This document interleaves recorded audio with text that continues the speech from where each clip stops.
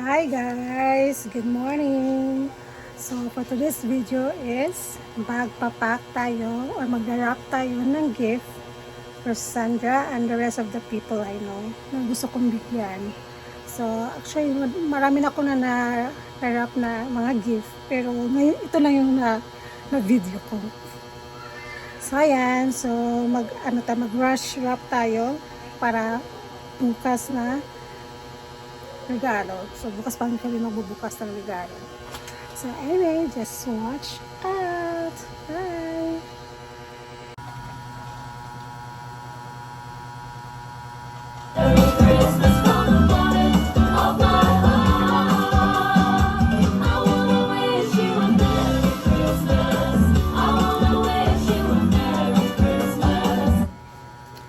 Yung gift ko kay Sandra at pinuntahan ko talaga kanina kasi actually binigyan ko na siya ng ganito nung Christmas party na sa school, tapos gusto niya, tapos yung iba is para nagdanas, hindi na siya sticky, so binigyan ko siya ng bago, so gusto niya talaga to.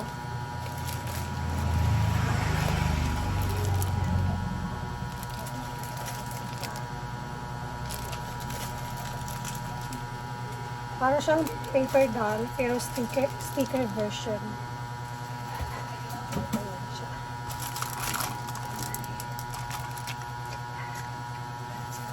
See?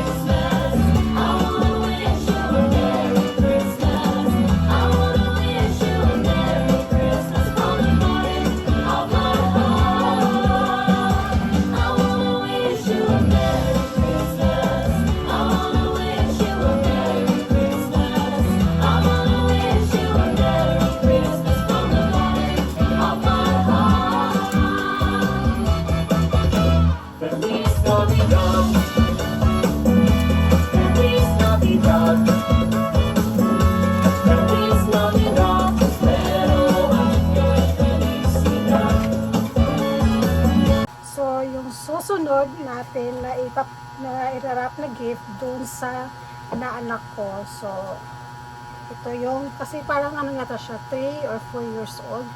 So for sure magagamit niya to during travel, sa huli. And then ito yung parang sinusulatan din. Kasi mga ganyang edad, mahilig pa yung magsulat. So ayan, tatanggalin natin yung price. Baka kasi tayo ng gender reveal. Kasi malaman yung price ng regalo natin. So, tatanggalin muna natin. Or shall I say, ano na lang.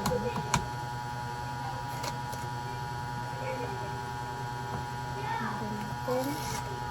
Para hindi makita kung magkano yung price.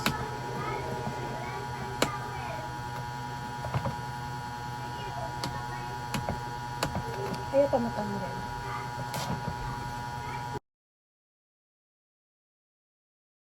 And then, yung susunod na bibigyan natin ng regalo is yung trabador ko dun sa isang bago kong bahay. Siya yung gumagawa ng bahay ko in a low price. So, bibigyan natin siya ng pamasko. Kasi syempre, Pasko ngayon, sharing is loving. So, ito yung naisip ko na ibigay sa kanya. Para meron siya mga paglagyan ng mga maliliit yung amount, cellphone, magagamit niya ito. Para siyang slim bag. Tapos ibigyan natin siya ng konting grocery. Parang pang Christmas na. Balikin natin dito.